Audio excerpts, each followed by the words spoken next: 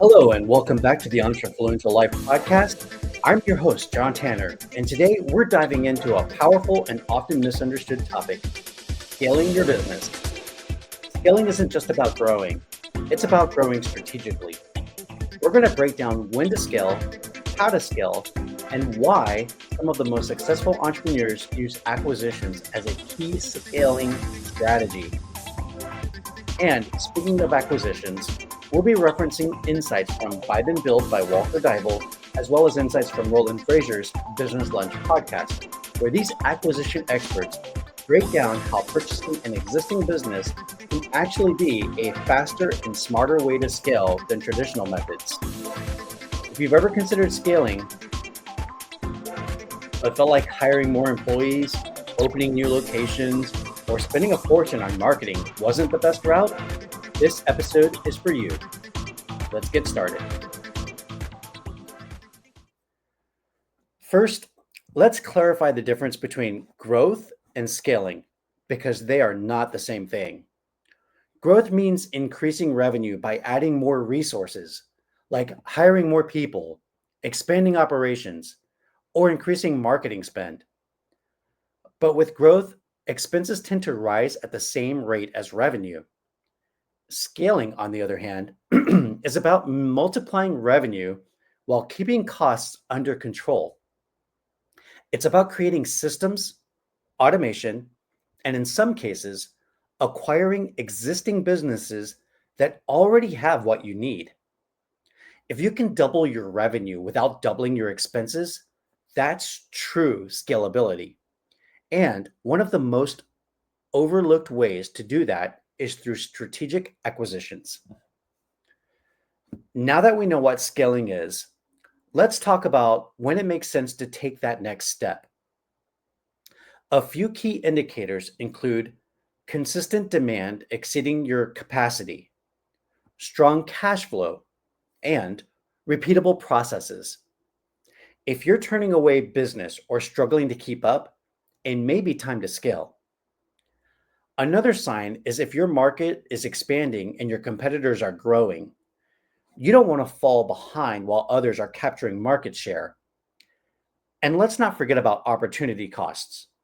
If your business is profitable but stuck in slow growth, acquiring another business could be the fastest way to instantly scale. All right, let's talk about acquisitions as a scaling strategy. This is something acquisition entrepreneurs like Roland, Frasier, and Walker Deibel have mastered. Most people think scaling means building everything from scratch. More marketing, more hiring, more infrastructure. But what if you could buy a business that already has what you need? Instead of spending years developing a new product, hiring a sales team, or building a customer base, you can acquire a business that already has all of those assets. Here's a practical example. Imagine you run an e-commerce business and your biggest bottleneck is fulfillment and logistics. Instead of building a warehouse and hiring staff, you could buy a small fulfillment company that already has everything in place. Or let's say you own a digital marketing agency, but you want to expand into content creation. Well, instead of starting a YouTube channel from scratch, you could acquire an existing channel with an engaged audience and instantly add value to your brand. All right, before we go on, let me play this quick announcement from our sponsor. Starting your own business? Don't wing it. Build it bespoke. The Bespoke Startup Workshop is your step-by-step roadmap to launch smart, save time, and avoid costly mistakes. Designed for first-time founders, this workshop gives you the tools, clarity, and confidence to build a business that fits your lifestyle. Join us today at Entrefluencer.club and get started on your dream plan with a plan that works just for you. The Bespoke Startup Workshop, your business tailored. Okay, so buying a business sounds great, but how do you find the right one? Here are a few strategies from the experts. First, start with strategic alignment. Look for businesses that complement what you already do. This could be a supplier, a competitor, or a company that serves your ideal customers. Use an acquisition flywheel to map out the types of companies that would best complement your existing business. The flywheel goes beyond vertical and horizontal integration, providing a 360-degree optic to your expansion options. Second, explore different ways to finance the acquisition. Most people assume that you need millions in cash, but that's not the case. You can leverage seller financing, SBA loans, and even equity partnerships to fund your deals. A common strategy is leveraging the cash flow of the business that you're acquiring to finance the purchase, such as an equity earnout. If the business is already profitable, you can use its revenue to pay for itself over time. And don't overlook distressed businesses. Some owners are looking to exit quickly, and you can negotiate creative deals that work for both parties. While acquisitions are powerful, they're even more effective when combined with other smart scaling strategies. Let's go over a few that work well together. Number one, optimize and automate processes. Before you scale, get your operations in order. That means automation, AI, and outsourcing can help you to reduce your manual work and free up time for strategic growth. Number two, strengthen your marketing and your sales funnel. A well-optimized sales funnel ensures that new customers keep flowing in. This means investing in digital marketing, SEO, and paid ads to drive conversions. Number three, build strategic partnerships. Acquisitions aren't the only way to scale quickly. You can explore joint ventures, licensing deals, and distribution partnerships, which can open up new revenue streams with minimal risk. And number four, think about expanding into new markets.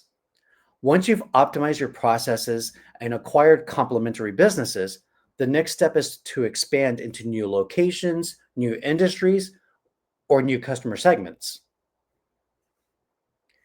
Scaling through acquisitions is powerful, but there are risks involved. Here are three mistakes to avoid. Number one, poor due diligence. The fact is, not every business is worth buying.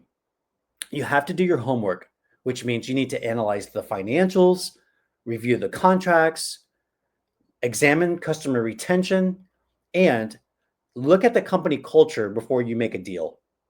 Number two, don't overpay for a business. Many entrepreneurs get stuck overpaying because they don't understand valuation. In this particular case, you should explore professional help to ensure that you're getting a good deal. So look for a business valuation appraiser. Number three, don't underestimate any integration challenges that could exist. In other words, buying a business is one thing, but merging it into your existing operations is another.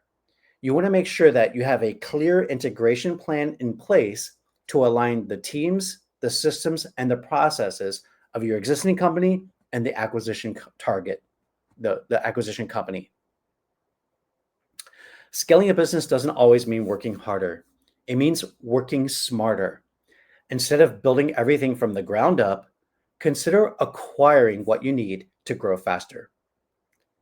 And remember, whether you scale through acquisitions, partnerships, automation, or by organic growth, the key is to always be strategic. And that, my friends, concludes today's podcast.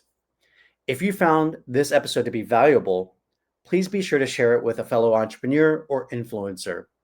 And don't forget to follow us on social media for more insights on building and scaling your business. Until next time, keep leading, keep growing, and keep living the Entrefluential life. See you next time, my friends. And don't forget to go out there and amplify your message. Bye for now.